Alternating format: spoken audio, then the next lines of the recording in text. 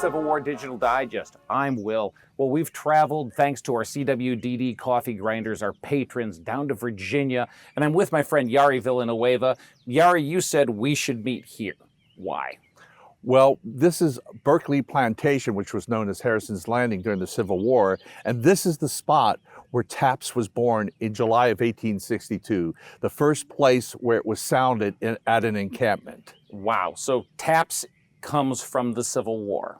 Yes, absolutely. Taps was born actually as a replacement call to the extinguished lights, and was first sounded here by a 23-year-old bugler by the name of Oliver Wilcox Norton. Well, let's start at the beginning and then go forward. If this is a replacement, I see you've got a horn.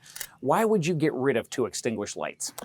Well, General Daniel Butterfield, who was the commander of a brigade in the 5th Corps, was a musician somewhat, and also a bugler.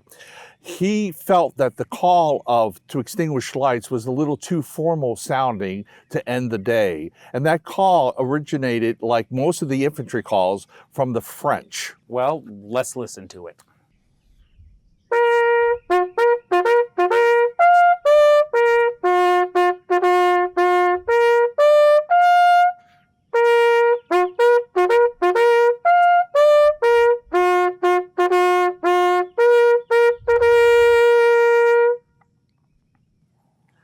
Now that call was actually written in 1809 and supposedly Napoleon's favorite bugle call.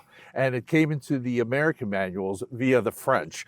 Great. Now, did Butterfield write taps? Well, that's a very interesting thing. Butterfield is credited with creating taps, of course, and what he really did was to take an old bugle call that had gone out of use prior to the Civil War, and what he would do with his bugler that day in July was to rework the last part of it into the 24 notes that we know today as taps. That call was an old tattoo call that first appeared in the 1835 manual written by Winfield Scott. Great. Well, I know that takes a different horn to sound, so let's take a moment here and we'll listen to it.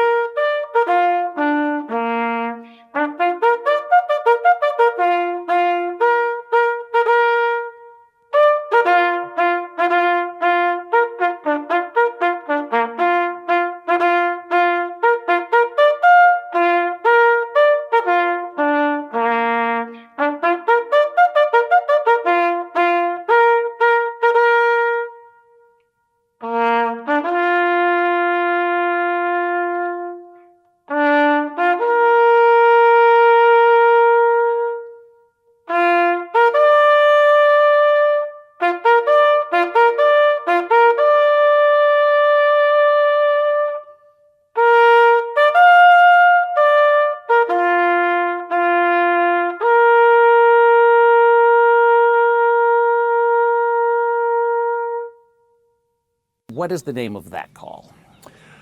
That call that appeared in the 1835 manual was entitled Tattoo. Now, the tattoo call, and there were many versions of it throughout the history of music, the tattoo call is a signal that is the last roll call of the day. The call itself dates back to the 12th century when drummers would go through town beating the tattoo. That was a signal for barkeeps to turn off the liquor and for the troops to return to the garrisons for the final roll call of the day.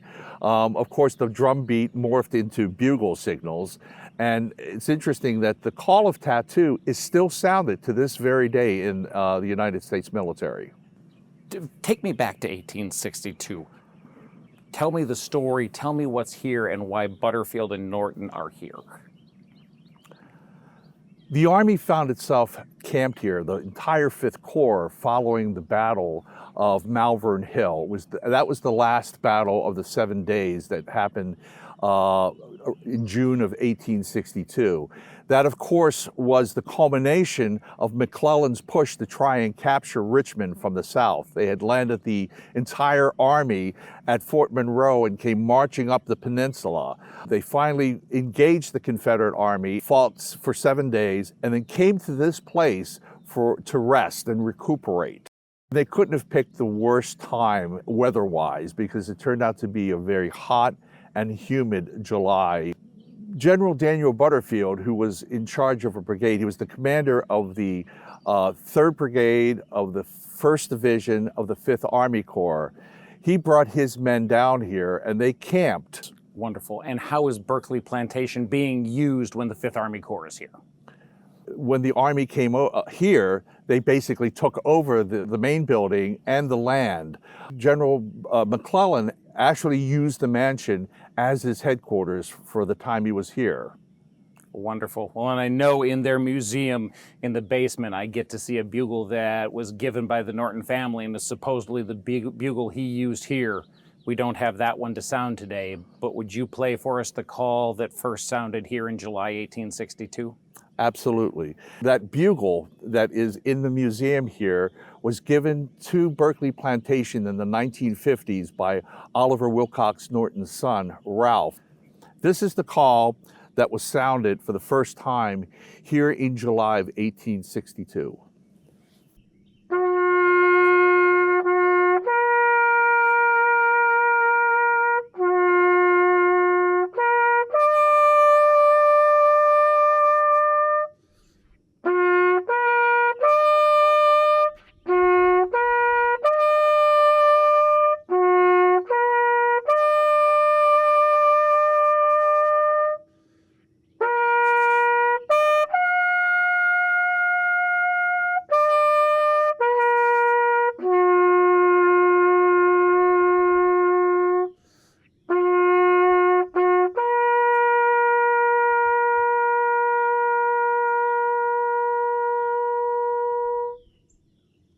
Beautiful, Jari.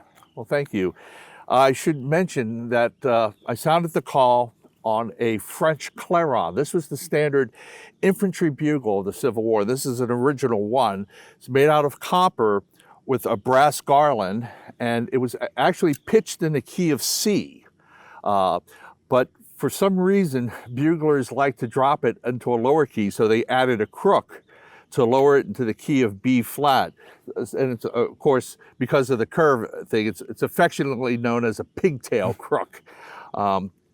And these were imported into the United States by the thousands, and fortunately, they still exist. Well, Jari, talk to me about how taps is used through the rest of the war. Well, after the first sounding of that call that evening by Oliver Wilcox Norton, he was soon approached by other buglers from regiments and brigades. The music was beautiful on that still summer night and was heard far beyond the limits of our brigade. The next day, I was visited by several buglers from neighboring brigades, asking for copies of the music, which I gladly furnished. I think no general order was issued from Army headquarters authorizing the substitution of this for the regulation call, but as each brigade commander exercised his own discretion in such minor matters, the call was gradually taken up through the Army of the Potomac. Oliver Wilcox Norton. Soon afterwards, the call spread to other units of the Union Army, and there's reports that it was also used by the Confederates. You know, Confederates are close enough to hear bugle calls from our Army, so they probably heard the call, and they probably incorporated it in their evening ceremonies. And what name, if any, do we know that Norton and Butterfield gave it? They both referred to it as taps at that time, and then later on when they write about it. In fact, the reason why it's called taps is that that name comes from a drum beat. In the evening, to extinguish lights for the drums was the beating of 3 distinct taps on a drum. And soldiers would call that the drum taps. as is even a poetry by Walt Whitman, the drum taps. There's a book called Drum Taps in Dixie. So when the bugle call replaces those three drum beats, the soldiers just automatically call it taps. Fantastic. Well, those who may be watching us who don't know much about the Civil War or the military probably still recognize taps as a call for military funerals. Talk to me about the beginning of the use there. Well, taps is the only bugle call that has a dual purpose. It starts life as the call to extinguish lights, to tell men to go to sleep, turn out the lights. Shortly after its first playing down here, taps was used at a military funeral. A captain in an artillery unit was afraid that firing the traditional 3 volleys at over the grave would attract the attention of Confederates, and perhaps they would think that the fighting had renewed. So instead he decided to have his bugler sound this brand new call. So the call is now becoming associated with funerals. That first sounding, by the way, is commemorated in a stained glass window down at Fort Monroe in the chapel that's in the fort. It's a very beautiful stained glass, and it shows a bugler playing here at Berkeley. Great. Well, talk to me about where both of these men go after the war. General Daniel Butterfield and Private Oliver Wilcox Norton both survived the war. Butterfield goes on to become Chief of Staff to General Hooker and then to General Meade at Gettysburg, where he's wounded. Oliver Wilcox Norton stays with the brigade. After the war, they both go on this very successful careers. Butterfield stays in the Army running the recruiting service, and then resigns from the Army and just goes into business. He builds railroads in Guatemala. He has all kinds of different business ventures. He retires from life just before the turn of the century, moving to New York, of all places, a place called Cold Spring, New York, which is across the river from West Point. And on the evenings he would write, he could actually hear taps being sounded by the bugler from West Point. He has a stroke and passes away in 1901 and is buried at the West Point Cemetery. Even though he never attended West Point, he was given the honor there by the Secretary of War. And of course, taps was sounded at his funeral. Oliver Wilcox Norton goes on to become a bank clerk, and then together with his brother, they go into business in the manufacturing of tin cans and become millionaires.